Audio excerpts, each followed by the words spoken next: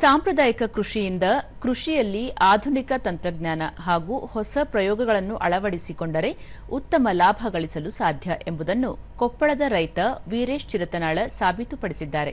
ಈ ಕುರಿತು ಒಂದು ವರದಿ.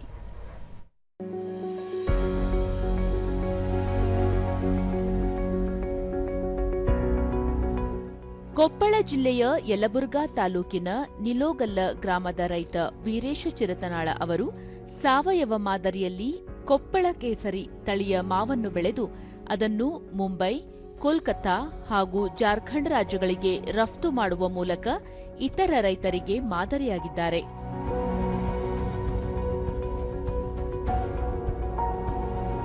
ವೀರೇಶ್ ಚಿರತನಾಳ್ ಅವರಿಗೆ ಸ್ವಂತ ಜಮೀನು ಇಲ್ಲದಿದ್ದರೂ ಕೃಷಿ ಮೇಲಿನ ಆಸಕ್ತಿ ಕುಗ್ಗಿಲ್ಲ.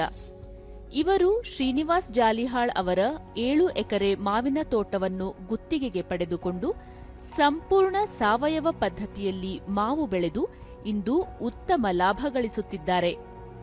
ರಾಸಾಯನಿಕ ಮುಕ್ತವಾಗಿ ಇವರು ಬೆಳೆದಿರುವ ಕೊಪ್ಪಳ ಕೇಸರಿ ತಳಿಗೆ ಹೊರ ರಾಜ್ಯಗಳಲ್ಲಿ ಭಾರೀ ಬೇಡಿಕೆ ಸೃಷ್ಟಿಯಾಗಿದೆ.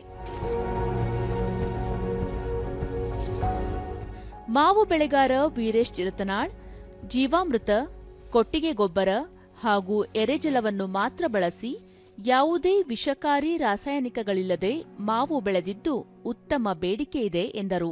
ಮತ್ತೆ ಯಾವಾಗ ದೀಪಾವಳಿ ಟೈಮ್ನಲ್ಲಿ ಯಾವಾಗ ನಮಗೆ ಮಾವು ಯಾವಾಗ ಸ್ಟಾರ್ಟ್ ಆಗ್ತದ ಅದಕ್ಕಿಂತ ಮುಂಚಿತವಾಗಿ ಆರ್ಗ್ಯಾನಿಕ್ ಎರೆಹುಳ ಗೊಬ್ಬರ, ಜೀವಾಮೃತ, ಸಗಣಿ ಗೊಬ್ಬರ ಮತ್ತೆ ಒಂದೆರಡು ಸಲ ಕೊಟ್ಟಿಗೆ ಹೆಸರೆ ಅದನ್ನು ಜೀವಾಮೃತನನ್ನು ಮತ್ತೆ ಸ್ಪ್ರೇ ಮಾಡ್ತೀವಿ ಸರ್. ನಾವು ಅದ್ರ ಮಾಡೋದಂತಂದ್ರ ಹಣ್ಣು ಸ್ವೀಟ್ ಬರ್ತದ್ರಿ, ಸೈನಿಂಗ್ ಇರುತ್ತ, ಸೈಜ್ ಬರ್ತದ.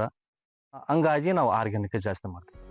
ತೋಟಗಾರಿಕೆ ಇಲಾಖೆ ಜಂಟಿ ನಿರ್ದೇಶಕ ಕೃಷ್ಣ ಉಕ್ಕುಂದ, ಕೊಪ್ಪಳ ಜಿಲ್ಲೆಯ ರೈತರು ಕೇವಲ ಸಾಂಪ್ರದಾಯಿಕ ಕೃಷಿಗೆ ಅಂಟಿಕೊಳ್ಳದೆ ಆಧುನಿಕತೆ ಅಳವಡಿಸಿಕೊಂಡು ಯಶಸ್ಸು ಕಾಣುತ್ತಿದ್ದಾರೆ ಎಂದು ಶ್ಲಾಘಿಸಿದ್ದಾರೆ.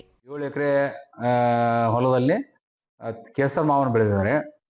ಅವರು ಹೈ ಡೆನ್ಸಿಟಿ ಕೇಸರ್ ಮಾವನ್ನು ಬೆಳೆದಿದ್ದಾರೆ. ಅಲ್ಲಿ ಸಾಕಷ್ಟು ಚೆನ್ನಾಗಿ ಬರ್ತಾ ಇದ್ದಾವೆ ಗಿಡಗಳು.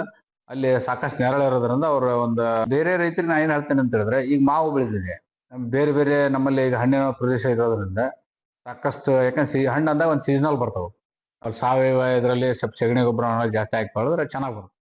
ಕೊಪ್ಪಳ ಜಿಲ್ಲೆಯ ಉಷ್ಣ ಹವಾಮಾನ ಮತ್ತು ಹೆಚ್ಚಿನ ತಾಪಮಾನವನ್ನೇ ತಮಗೆ ಪೂರಕವಾದ ಅವಕಾಶವನ್ನಾಗಿ ಬಳಸಿಕೊಂಡಿರುವ ಇಲ್ಲಿನ ರೈತರು ಸಾವಯವ ಪದ್ಧತಿಯಲ್ಲಿ ಮಾವು ಬೆಳೆದು ಆರ್ಥಿಕ ಸ್ವಾವಲಂಬನೆ ಬದುಕು ಸಾಧಿಸುತ್ತಿದ್ದಾರೆ.